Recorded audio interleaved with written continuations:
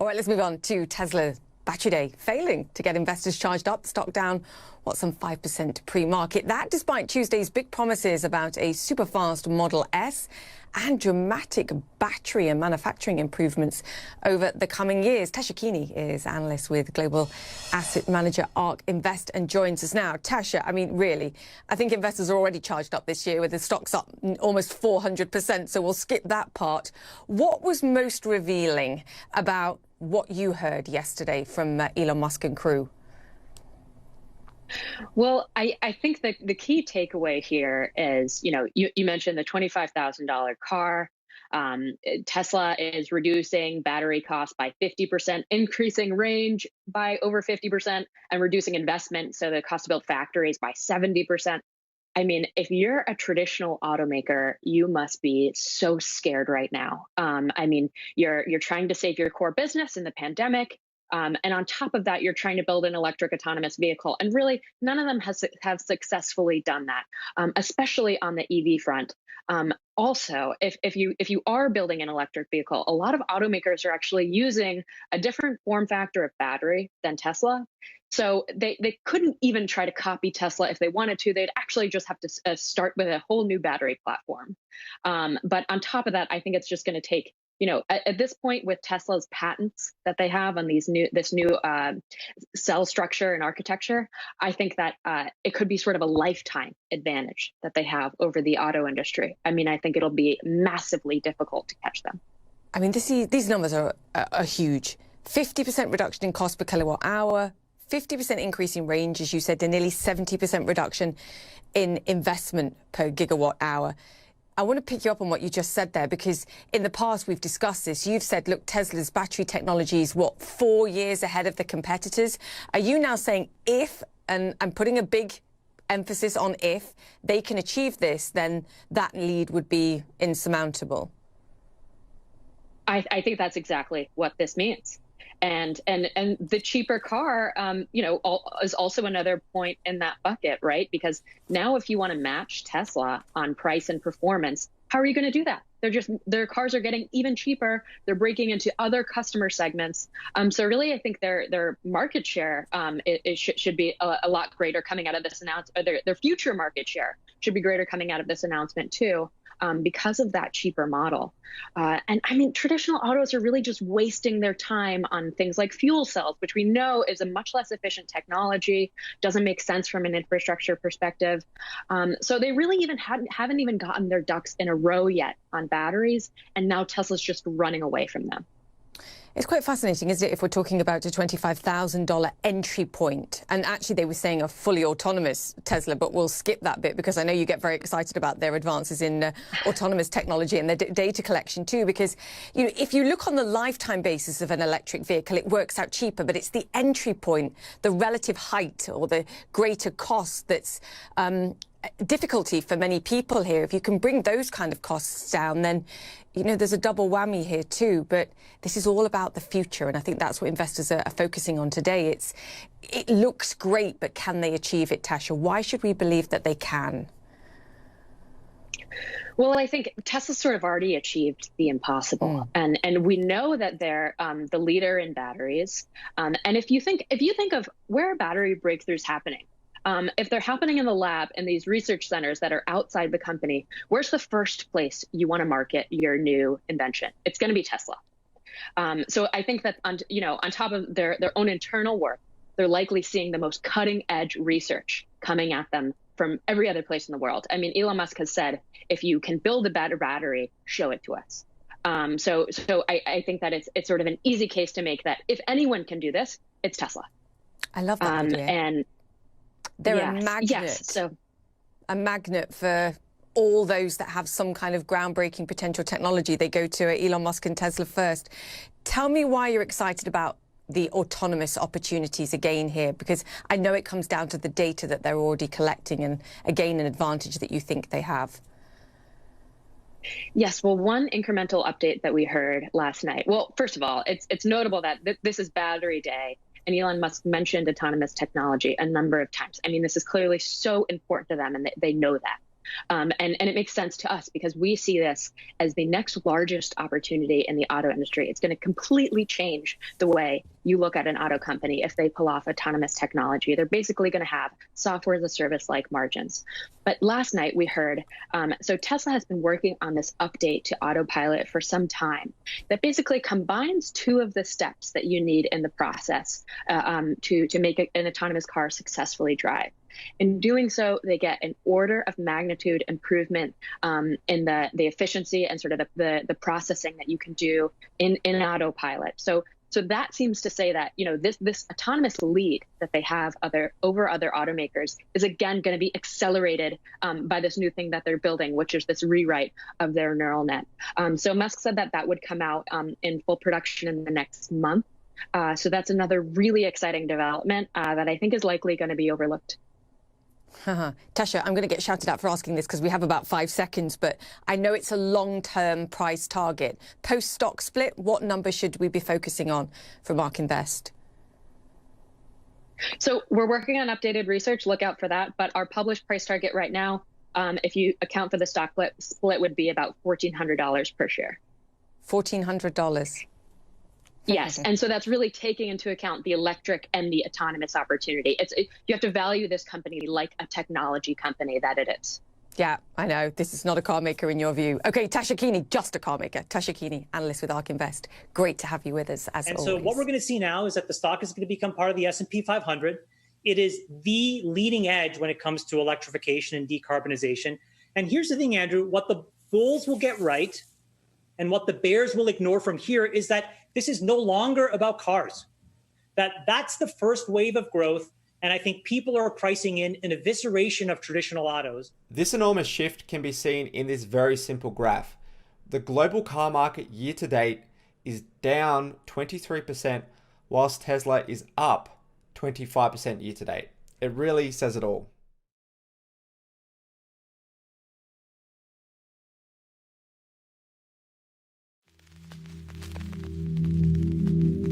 On Tesla's battery day, many investors were disappointed by the fact that there was no quote-unquote groundbreaking battery technology, resulting in a 10% decline on Tesla stock after battery day.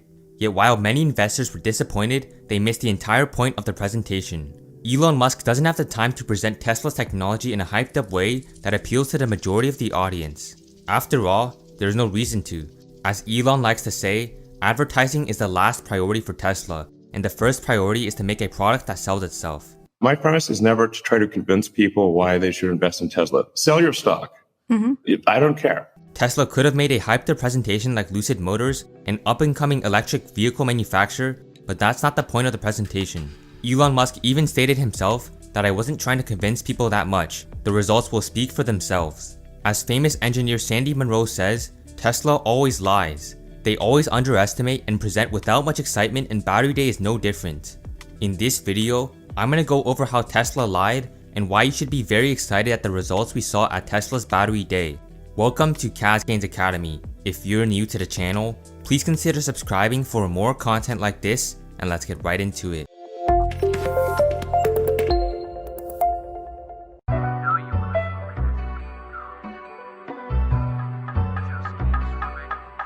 Elon Musk and Drew Baglino, the two men who were presenting at Tesla's battery day, constantly emphasized the fact that everything presented on that day was 2 years out. This aspect alone caused the audience to be very disappointed. After all, weren't we supposed to see the groundbreaking technology?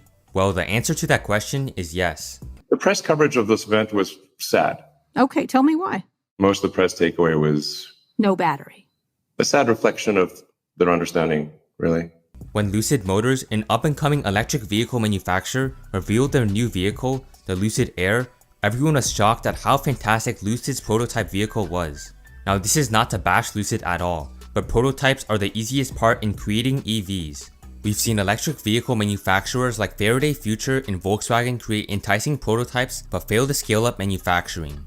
While these prototypes are great, scaling is the most difficult part, and Elon's emphasis on this on battery day caused the mainstream media's reaction to be negative. Contrary to popular belief, Tesla's new battery is already here and is not 2 years out. Tesla has already been producing thousands of its Roadrunner batteries right in its Fremont factory, and that's not something Elon plans to do in the next 2 years. It's actually here. we have produced the cells we're talking about. We've produced many of them. We have had cars driving with those cells since May. Take a look at an important tweet Elon stated one day after Tesla's battery day. When replying to a tweet that stated, "Just listen to Sandy," Elon stated, "Yes." This is what Sandy Munro said that day. Well, he said something yesterday that really drove home the point. Anybody can make a prototype. Manufacturing is hard. He said it like 3, 4, 5 times. This is manufactured. This is something that he's got prototypes working, and he's scaling up. He's got that little plant next to Fremont. What Sandy stated there is extremely important. Almost every week, we hear about a new quote-unquote battery breakthrough that has an extremely high energy density. Yet, these batteries are not able to be manufactured in mass.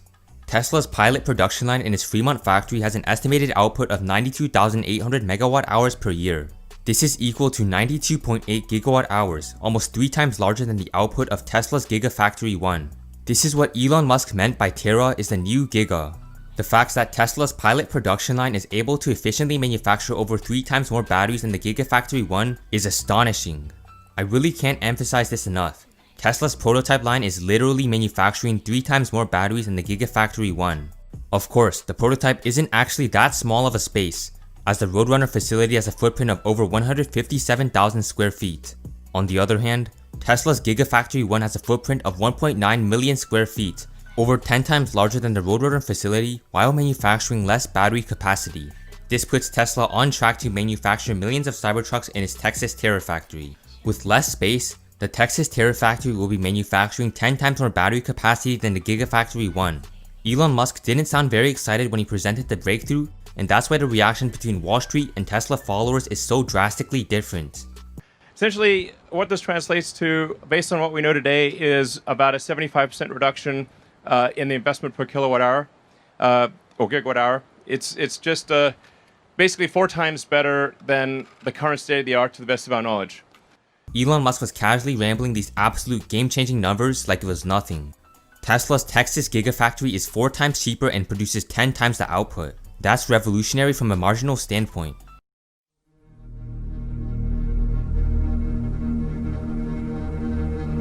Many will say that Tesla's battery really wasn't that groundbreaking, when the truth is that the improvement was massive and understated in a very unenthusiastic manner. This is what I mean by the statement Tesla lied to you. For example, I'm sure many of you missed this detail that was rambled off and not emphasized at all. The time for electric vehicle supercharging has remained the same despite the increase in diameter on the battery. Tesla's new battery will be able to charge 300 miles in 20 minutes, which is extremely fast given that other automakers would typically have to take hours to charge a battery of the same size. To a normal person, this means nothing, but to the battery world, this is revolutionary. I'm also not trying to convince people that much. The results will speak for themselves.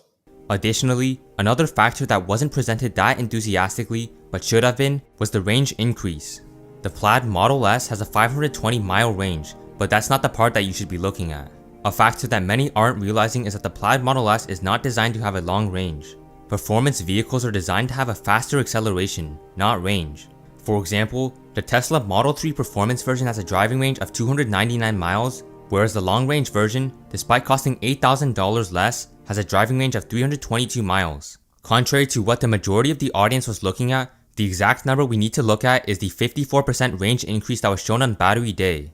If we apply this range increase to the long-range Tesla Model S, this results in a 620-mile range. Just imagine how revolutionary this is. Despite this, it was somehow dismissed by Wall Street. If Tesla put the new battery in the long-range Tesla Model 3, the vehicle would have a range of 495 miles. This was the type of range increase that Wall Street was looking for, but it was certainly not presented in the manner that people were looking for. Not only that, but despite the range increase, the battery still costs 56% less. The Tesla Model 3 has a battery pack size of 75 kilowatt hours, and according to Forbes, costs $127 per kilowatt hour to manufacture. In total, this means that a Model 3's battery pack costs $9,525 to produce. If we apply a 56% cost reduction, this battery pack will cost $4,191 to manufacture. That right there is a $5,300 price drop. So basically, Tesla is saying that if this battery was in the Model 3, I could purchase a long-range Model 3 with almost 500 miles of range for $35,000. Now it takes time for Tesla to scale and they won't use the battery in the Model 3. Instead, the company will use it in the Semi, Plaid Model S, Cybertruck, and Roadster. The fact that Tesla didn't update those vehicles makes the announcement not as exciting, but the reality is that the range just increased by 54% while costing 56% less.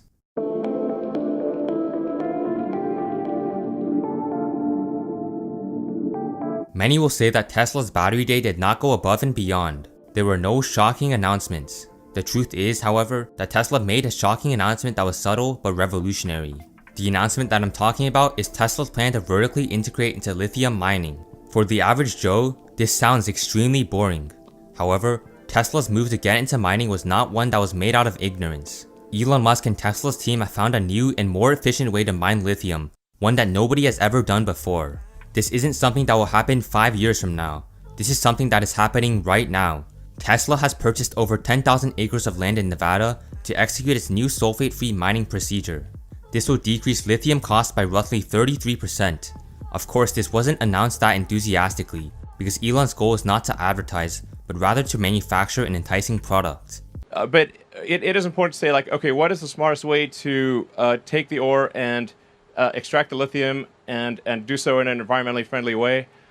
We can actually use table salt, sodium chloride, to basically extract the lithium from the ore. And we actually we actually got rights to a lithium clay deposit in Nevada.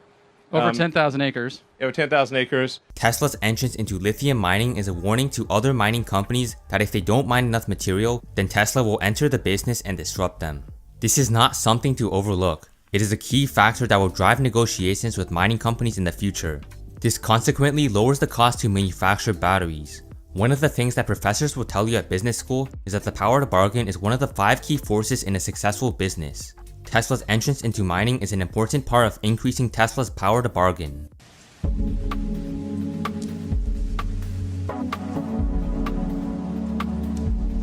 I understand that Tesla's Roadrunner battery is indeed going to take 2 or 3 years to reach high volume production.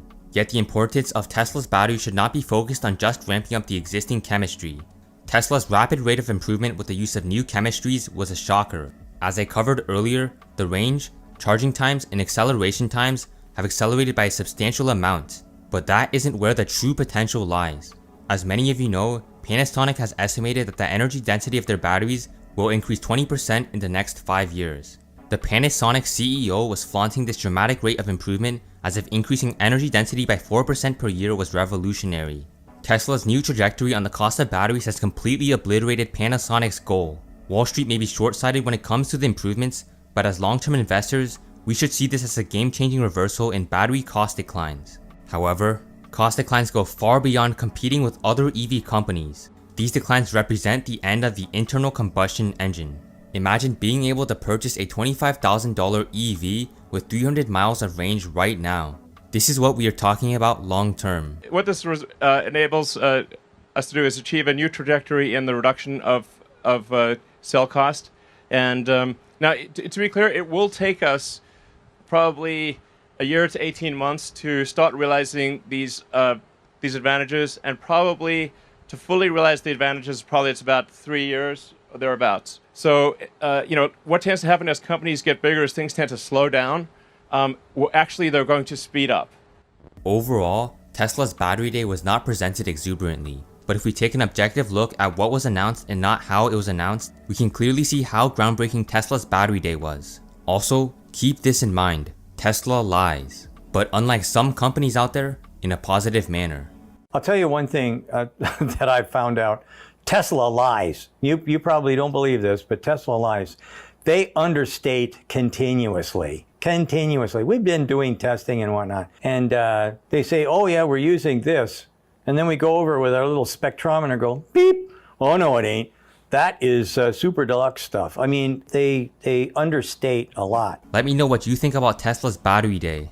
Do you believe that Tesla understated its accomplishments on battery day? Or are you disappointed at what was announced? If you enjoyed this video, please hit the like button and subscribe.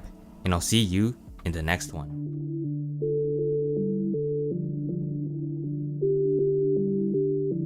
Tesla has already revolutionized the automobile industry by showing everyone that electric vehicles are the future. With the inevitable decline of battery costs and increase in energy density, EVs will without a doubt become cheaper, faster, and have a longer driving range. This is all great, but the majority of Tesla's potential doesn't lie in the automobile sector anymore. Elon Musk has long stated that Tesla Energy will eventually become larger than Tesla's vehicle segment. And I'm not talking about Tesla's solar panels or power walls. I'm talking about the Tesla Megapack, a product that will soon break the power plant industry and power the world. In this video, I'm going to go over the recent breakthroughs made by Tesla's Megapack projects, which includes the UK's $932 million savings and much more.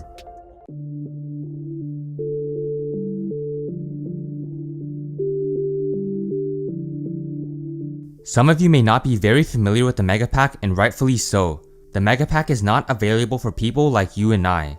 Tesla bears have long said that Tesla is a car company, but are missing the key part to Tesla's future. In essence, the Tesla Megapack is a collection of a series of batteries placed in a large box. This storage allows you to regulate aspects of the batteries, such as thermal regulation. With up to 3 MWh of energy storage, the Megapack has a wide variety of uses. For example, using Tesla's autonomous software program named the Autobidder, the Megapack can actually make money trading energy. Energy prices fluctuate in a rather predictable way, as during times of peak demand, energy prices are higher, and at night, when there's less demand for energy, prices decline. The Megapack allows you to take advantage of this price difference, as you can purchase energy at midnight, store that energy in the Megapack, and sell it at noon.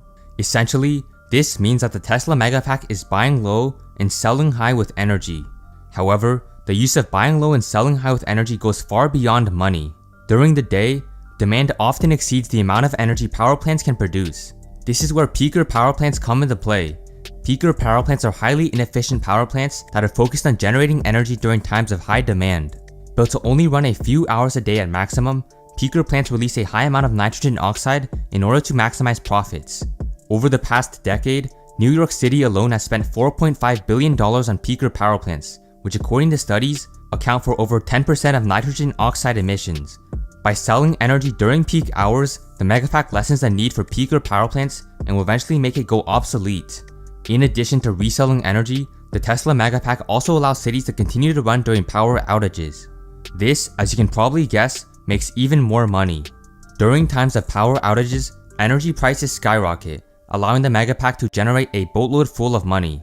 With all of this passive income, the Megapack easily pays itself off over time, similar to solar panels. Now this is all great, but most of you are probably wondering, how much potential are we actually talking about here?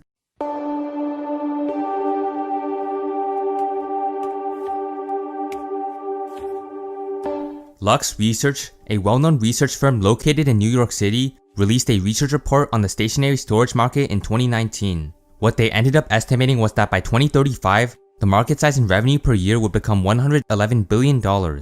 This, in my opinion, is actually an underestimate. With declining battery costs and increasing energy density, the Megapack will continue to innovate to a point where peaker power plants do not make sense on any economic basis. Lux Research estimated that stationary energy storage would take over 40% of the global market, but many disagree by stating that battery storage will take over 100% of the market given the rise of promising battery technology. One of these people that disagree is Chamath Palihapitiya, a famous venture capitalist who invested early in Amazon, Apple, Facebook, and Tesla.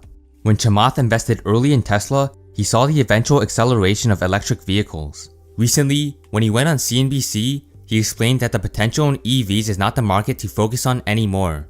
EVs have the potential to be worth hundreds of billions, but that potential is already priced in. Chamath is focused on the potential trillions in the energy market. As Chamath mentions in the following clip, many Tesla bears do not see the potential in the Megapack or even know of it. Yet Megapacks, Powerwalls, and solar panels will become an integral part of Tesla's future business.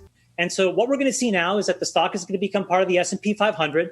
It is the leading edge when it comes to electrification and decarbonization. And here's the thing, Andrew, what the bulls will get right and what the bears will ignore from here is that this is no longer about cars. That's the first wave of growth. And I think people are pricing in an evisceration of traditional autos and an enormous shift to EVs, of which Tesla will get the disproportionate share. So now what is the bet? If you ask me as an investor who loves that company, It was in page 4 or 5 of their quarterly earnings release where they talk about the energy business. And they said a couple of interesting things. The first is that it was profitable. And the second is that they're also producing software now that allows effectively anybody to become a distributed utility. Now, think of that for a second. You are talking about one of the most predictable, reasonable businesses that have raised hundreds of billions and trillions of dollars of debt. And what Tesla is going to do with their battery packs and their software is all of a sudden allow each of us to be in the energy business as well. Again, people will get angry. They will not understand. They will try to push back, and they will be wrong. And what's going to happen is that this stock is now going to represent the totality around decarbonization and sustainability. So it was really great to own this thing around cars for the first 4 years. I did it. I made a lot of money. But now I underwrite this company as a bet towards decarbonization, towards deregulated energy, and towards the ability for all of us to become our little micro utilities.